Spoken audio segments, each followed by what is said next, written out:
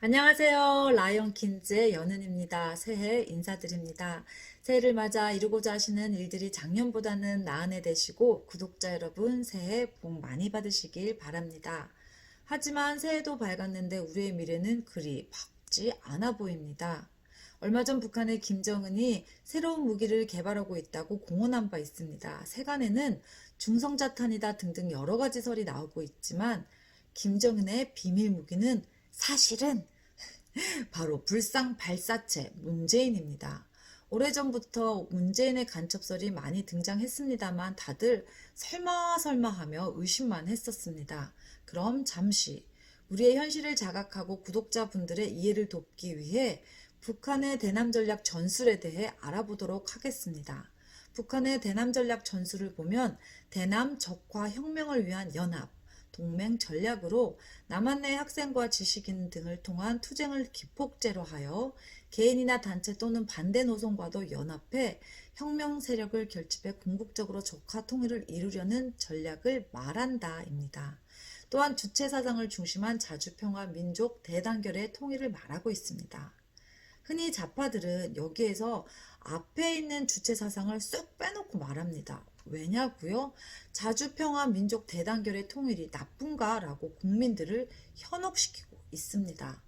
또한 지금은 그 목소리가 약해진 듯 보이지만 주한미군 철수를 내포하고 있는 전시작전권 환수, 사드 배치 반대, 휴전선 인근 GOP 철거, 한강 수록 정보 공개, 2017년 취임 즉시 국내 유일한 핵무기 제철이 가능시설인 월성 1호기 원전 폐쇄 음모 등을 보면 이 문재인 정부는 그간 북한의 입맛에 맞는 음모들을 국민들의 눈을 가리고 진행해 왔습니다. 자, 이제 북한 이야기는 이쯤하고 아까 강조했던 대남 전략 전술의 꽃, 김정은의 새로운 비밀무기, 불상 발사체 문재인의 또 다른 음모에 대해서 알아보도록 하겠습니다. 구독자 여러분, 저는 북한의 대남 전략 전술에 근거하여 문재인의 사법권 장악과 공론 분열을 통한 대한민국의 내부 분열을 가속하고 있는 내용에 대해서 여러분께 이야기 드리고 싶습니다.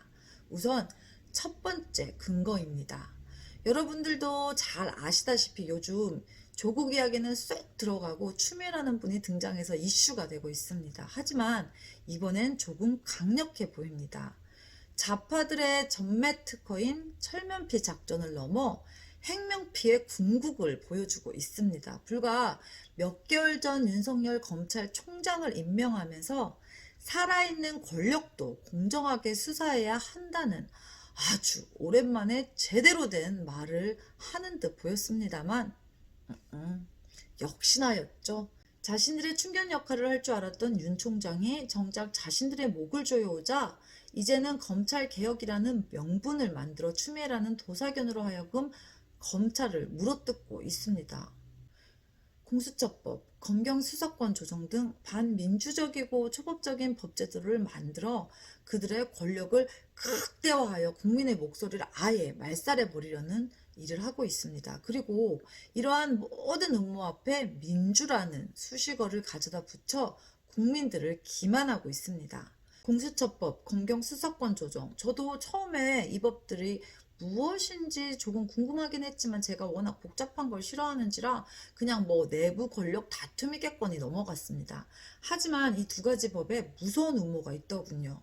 결국 김정은의 불상발사체 비밀무기 문재인은 공수처를 통해 헌법이 명시되어 있는 삼권 분립의 민주주의 원칙을 깨고 북한의 보위부 같은 대통령 통제 사법부를 만들려고 하고 있는 것입니다. 두 번째 근거입니다. 문재인이 추진하려 하고 있는 검경 수사권 조정의 내용을 보면 국민들 대다수도 속고 있었는지도 모릅니다. 이번 황운하 전 울산청장의 청와대 하명수석 관련 보도를 보면 무언가 이 검경 수사권 조정에도 큰 음모가 들어있다는 것을 짐작할 수 있을 것입니다. 검찰이라는 조직을 조국이라는 카드로 요리해 버리려고 했는데 윤석열이라는 암초를 만나 이 불상 발사체 문재인은 고민을 좀 한 것 같습니다. 정권 출범과 더불어 역시나 전라도 영암 출신의 민감령을 경찰청장에 앉히고 정권의 충견으로 키우고 있었습니다. 조국과 공수처로 먼저 사법권을 장악하려던 문재인은 윤석열이라는 강력한 브레이크로 검찰 장악에 애를 먹고 있던 차에 이번에 검경 수사권 조정이라는 카드로 검찰의 기소권을 경찰에게 부여함으로 본인들이 심어놓은 충견의 무소불위의 권력에 칼을 쥐어주려 하고 있습니다. 여기서 더 무서운 것은 경찰의 숫자입니다. 2018년 통계에 따르면 대한민국 경찰의 숫자는 무려 11만 8천 명이나 됩니다. 반면에 그토록 물어뜯고 있는 검찰은 검사 2,200여 명, 직원 8,300여 명으로 경찰의 10분의 1 수준에 불과합니다. 아직도 감이 안 오시나요? 만약 권력의 충견이 된 경찰이 북한의 보위부와 같은 역할을 한다면 우파 시민들은 더 이상 설 곳이 없을지도 모릅니다. 사실 일반 시민들은 일상에서 검찰을 보기가 쉽지 않죠. 검찰은 서민들과는 별로 관계가 없습니다. 이들은 특별히 권력자들과 경제사범들 혹은 대규모 폭력 조직들을 주요 타겟으로 존재하는 조직입니다. 그런데 굳이 이러한 조직을 개혁한다는 것은 무엇을 위한 것일까요? 반대로 경찰은 시민들의 생활 구석구석에 들어와 있는 조직입니다. 거의 동단위의 경찰 조직이 상주하고 있죠. 구독자 여러분, 이제 무언가 좀 보이십니까? 북한의 5호 감시제가 떠오르는 건 무슨 까닭일까요? 다음은 마지막 세 번째, 북한의 비밀무기 문재인이 대남 전략 전술의 일환으로 추진하고 있는 선거 연령 하향화입니다.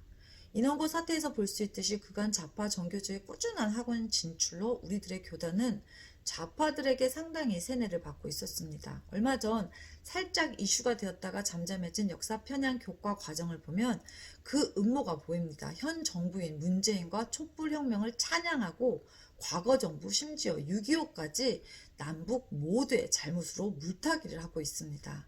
이러한 좌파 교육을 토대로 문재인은 제2의 유켄트를 만들려고 하고 있는 것입니다.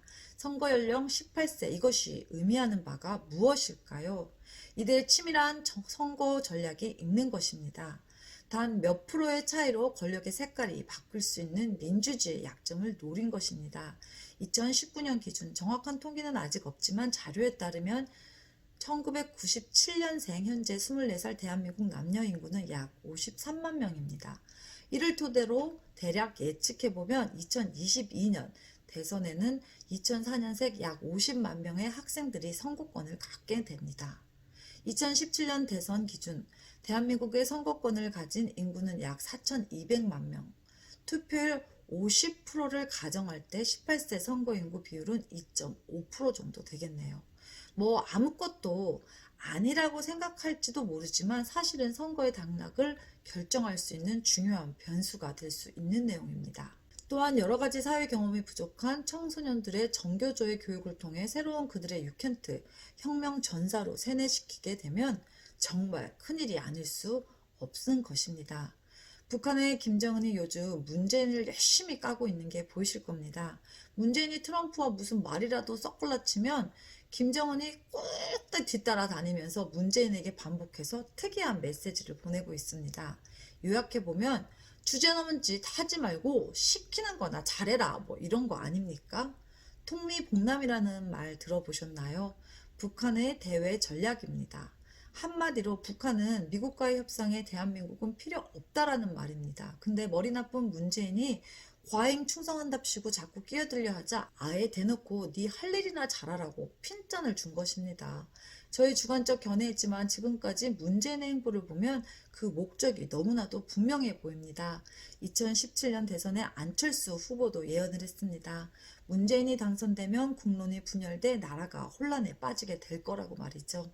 오늘은 문재인 삼행시를 지어보았습니다. 문디자스가 제떨이로 대가리 까야 정신 차리겠나. 인자 고만 내려와라.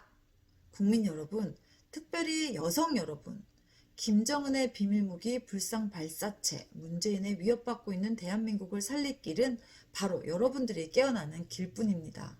공수처, 검경 수사권 조정, 선거 연령 하향화가 무엇을 의미하는지 다시 한번 잘 가늠해 보시기 바랍니다. 끝까지 시청해 주셔서 감사합니다.